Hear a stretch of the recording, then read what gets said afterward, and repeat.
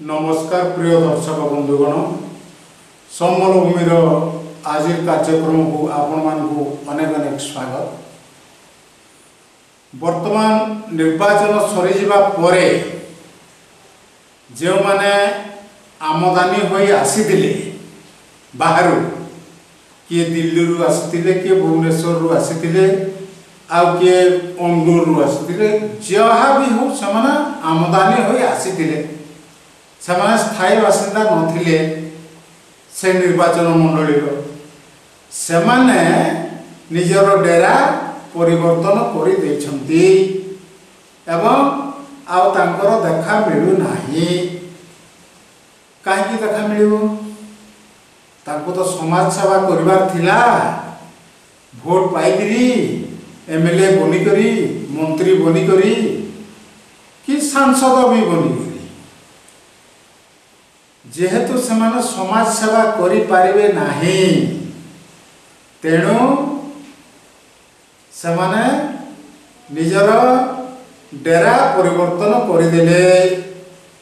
उड़ी जारे मन पक्षी मोर जेमिति से भली सेमाने डेरा परिवर्तन कर दैछंती आ तांकर देखा मिलु नै। किए पळैला दिल्ली, किए पळैला भुवनेश्वर, किए पळैला आउ कोठी सेमानंकर जमा देखा मिलु नाही। किंतु प्रकृति रे जे समाज सेवा करथबो ताको भोट रो दरकार नाही, पद पदवी दरकार नाही, सेमिति समाज सेवा से करबो। आमे निकट रे जानिलु एक संवाद पत्र जे जणे समाज सेवी से तो बहुत समाज सेवा करुचंती आमे देखिछु। निस्वार्थपर समाज सेवा सेटा किछि स्वार्थ नाही। जणे पुओटे से निहाती गरीब श्रेणीर एपरिकी ता पाखरे एते टंका नाही जे से कॉलेज रे जेई ना लेखेइबो। बाकी से मेरिट लिस्ट रे अछि किंतु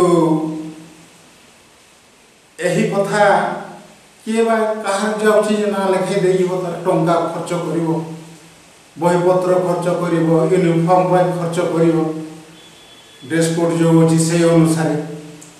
तेबे ए कथाटी समाजसेवी संबलपुर अंचल कहीं पूरा पश्चिम ओडिशा रे जनाशुना से होचंती निहाल सिंह। निहाल सिंह को कथारे कथाटा तांको कानरे पड़िला।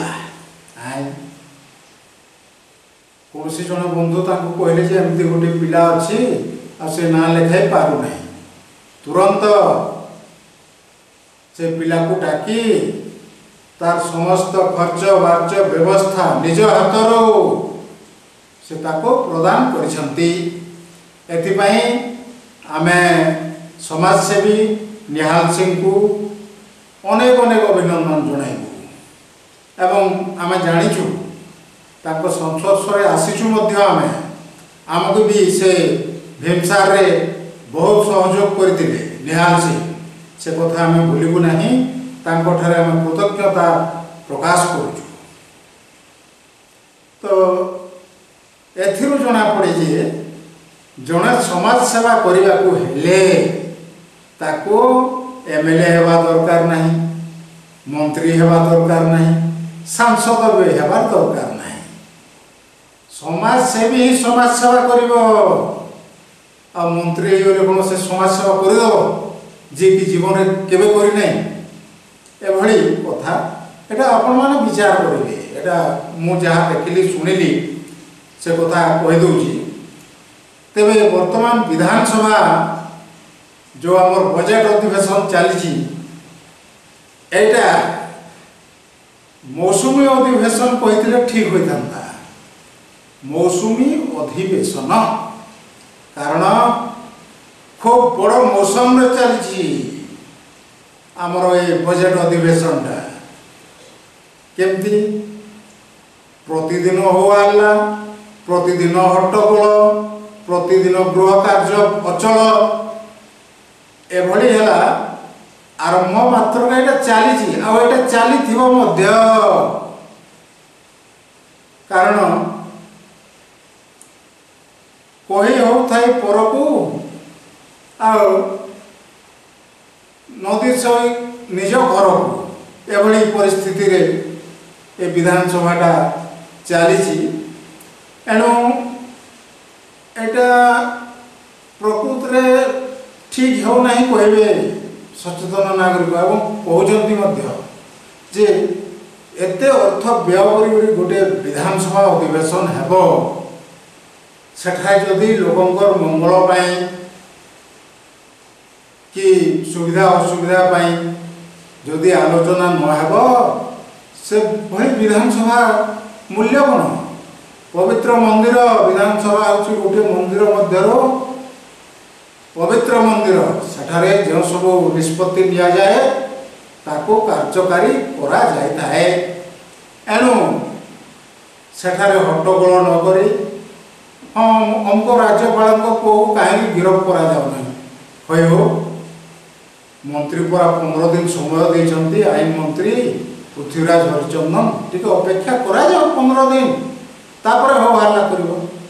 କିନ୍ତୁ ନାହିଁ, ଆମେ ଛାଡ଼ିବାର ଲୋକ ନୁହଁ, ପକ୍ଷ ତ୍ୟାଗ କରିବେ, କିଏ ମାଇକ୍ ଭାଙ୍ଗିବ ବାଚସ୍ପତିଙ୍କର, ଏଭଳି ଚାଲିଛି। ତ ଆଗ ଜଣାପଡ଼ୁନଥିଲା, ଯେତେବେଳେ ମିଡ଼ିଆ ଏତେ ଶକ୍ତିଶାଳୀ ନଥିଲା ସେତେବେଳେ ଜଣାପଡ଼ୁନଥିଲା, କିନ୍ତୁ ସେ ସମୟରେ ବି ଏଭଳି ଆଚରଣ କେହି ପ୍ରଦର୍ଶନ କରୁନଥିଲେ। ହଁ କିଏ ଗୋଟେ କାଁ ଭାଁ କରିଥିବ, ତେଣୁ ଆମର ଅନୁରୋଧ ସମସ୍ତ ଦଳର ବିଧାୟକମାନଙ୍କୁ, ମନ୍ତ୍ରୀମାନଙ୍କୁ ସେମାନେ ଶୃଙ୍ଖଳିତ ଭାବରେ ବାଚସ୍ପତି ଯେଭଳି ଗୃହ ପରିଚାଳନା କରିପାରିବେ ସେଥିପାଇଁ ସହଯୋଗ କରନ୍ତୁ। ନହେଲେ କାହାକୁ କହିବା, କପାଳରେ ସିନା ପର ମାରିବା।